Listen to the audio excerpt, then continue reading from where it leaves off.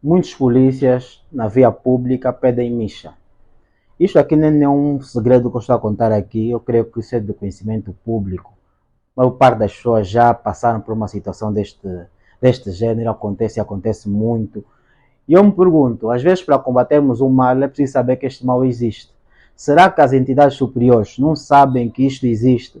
Porque tem situações que entristecem, sabem o porquê? Porque ser polícia, se formos analisar mesmo aqui na nossa realidade, muitos dos polícias que temos aí, sem querer acusar ninguém, falo do que nós vemos diariamente, entraram para a corporação só por emprego, questão emprego. Vida em Angola está difícil, dadas as coisas que já conhecemos, e entraram só por emprego. E nós vemos muitos, que às vezes chega a irritar, que chegam a esconder-se, muitos motoqueiros passam mal por causa disto, a fazer dinheiro com os motoqueiros, pessoas estas que também estão a suar para conseguir o próprio dinheiro e fazem isso, onde devem combater sobre criminalidade, para conseguir atuar esses criminosos que têm matado muito, não fazem, muitos deles não fazem nada. Mas pedem micha e todos nós sabemos disso. Será que no Ministério do Interior, na sua entidade máxima, o Ministro do Interior, não tem conhecimento disso? Porque às vezes são essas pessoas que acabam manchando a corporação. Por isso é que nós vemos que às vezes o público, neste caso o povo em si, acaba perdendo a estima e a admiração pela própria polícia, em virtude às vezes de alguns que têm comportamentos que as pessoas verificam que são péssimos, que não representam muito daquilo que é a própria polícia. Então eu acho que às vezes deve-se ter bastante atenção a essas pessoas, porque virou um ciclo vicioso mesmo. Este famoso cabrito, como está amarrado, até hoje persegue-nos e na polícia já não se diz. O polícia, por tudo e por nada, muitos mesmo, pedem micha por tudo e por nada. Já não é para o cidadão no sentido de querer averiguar se representa um perigo, se está a passar um perigo, de salvaguardar-lhe de um perigo, é mesmo procurar uma manobra, procurar um assunto que ele consiga manter para que faça ver que o cidadão está errado e consiga ter uma micha. A maior parte fazem isso. Isto aqui eu creio que é do conhecimento das entidades superiores. Deve-se criar mecanismos destes indivíduos pararem com isso.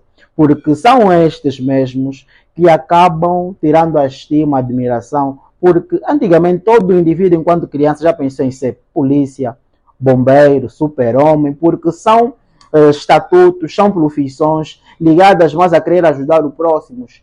Profissões que envolvem empatia, que envolvem sacrifício em benefício do coletivo. E deve haver pessoas com este tipo de sentimento que vão incorporar, que vão fazer parte da polícia. Não simplesmente indivíduos que só querem dinheiro fácil, indivíduos que gostam do sentimento de sentir-se poderoso porque tem uma arma no seu porte. Estes indivíduos, na verdade, acabam representando um mal mesmo, um mal para a própria polícia. Então se deve ter, do mesmo jeito que a polícia tem várias operações, cada uma com a sua designação para combater crimes específicos, deve também, de forma interna, criar políticas, criar métodos de conseguir filtrar, de conseguir perceber quem são esses indivíduos, porque viram um ciclo vicioso. O indivíduo, enquanto cidadão, perde a fé no próprio polícia, porque já sabe que todos gostam de gasosa. Fica difícil se deparar com polícia que consiga honrar a farda, consiga agir de maneira correta. Fica difícil e perde a própria estima para com a própria Polícia Nacional. Então deve-se procurar localizar esses indivíduos, e, pelo amor de Deus, ou lhes suspender, disciplinar, mas isso deve mudar, porque prejudica e prejudica bastante. E o outro ponto mesmo é ligado ao como eles têm lidado com o próprio cidadão.